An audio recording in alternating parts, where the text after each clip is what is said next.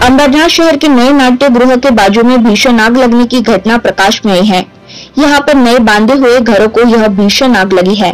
Cylinder के विस्फोट के कारण यह भीषण आग लगने की जानकारी मिली है। अग्निशमन दल की गाड़ियां घटनास्थल पर दाखिल हुई है। इस आग पर काबू पाने की कोशिश अग्निशमन दल द्वारा जारी है।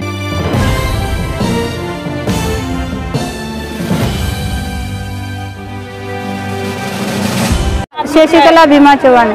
हाँ, तिथे काल गाडी घ्यायचा ना 1 लाख रुपये आणले होते, सगळं जळून गेले, माझे सोना होते सगळं जळून गेले 2 लाख। आणि आम्ही लय दिवसांनी इथं होते, 40 वर्षांनी आम्ही मजुरी करून खाणारे, आमचं काहीच नाही वाचले। असं आहे, सर्कल मैदान आहेत। सुमन दत्तात्रय इंगोली। कधीपासून तुम्ही इकडे 40 वर्षापासून इथं राहतो। आता इथं लाईटीचा वर लाईटीचा शॉर्ट सर्किट मुळे झाले। आमच्या मुलाने इथं मस्त वाचायची कोशिश केली, 5 ब्रिगेडला फोन केला तर त्यांनी कुणीच काय ऐकले नाही, लवकर आले नाहीत। आमचा संसार अख्खाच उद्ध्वस्त झालाय, आम्ही फक्त मुलं घेऊन बाहेर पडलो। हा, सिलेंडर शॉर्ट सर्किट। काय नाव आहे तुमचं आणि काय? माझं नाव सोमनाथ दत्तात्रय इंगोले। मी राहणार सर्कस मैदान झोपड पत्राचौली मध्ये राहतो।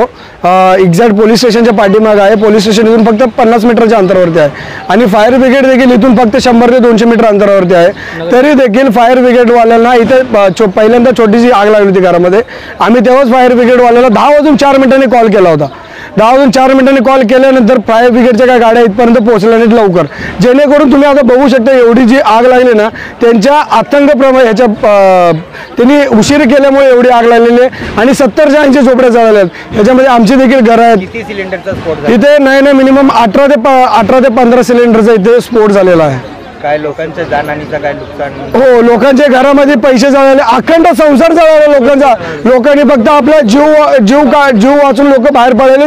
आमच्या सगळ्या पोरांनी लोकांना घराच्या बाहेर काढलं, बायांना घराच्या बाहेर काढलं। लहान तानी मुलं, 2-2, 3-3 महिन्याची मुलं आमच्या पोरांनी उचलून बाहेर काढले। नगरपालिकांना फोन केला, पोलीस प्रशासनाला फोन केला, त्यांच्या उशीरपणामुळे एवढंच सगळं घडलेलं आहे। कुठल्या नेताकडे इकडे आता सध्याला इथे कोणीही इथं आलेलं नाही, तुम्ही बघू शकता। हा, एक माणूस आला होता टँकर घेऊन, तो म्हणजे प्रदीप नाना पाटील। त्या माणसाने इथं टँकर आणून इथले पाठीमागचे त्यांनी आग विझवण्याचा प्रयत्न केला। सगळ्यात पहिला म्हणजे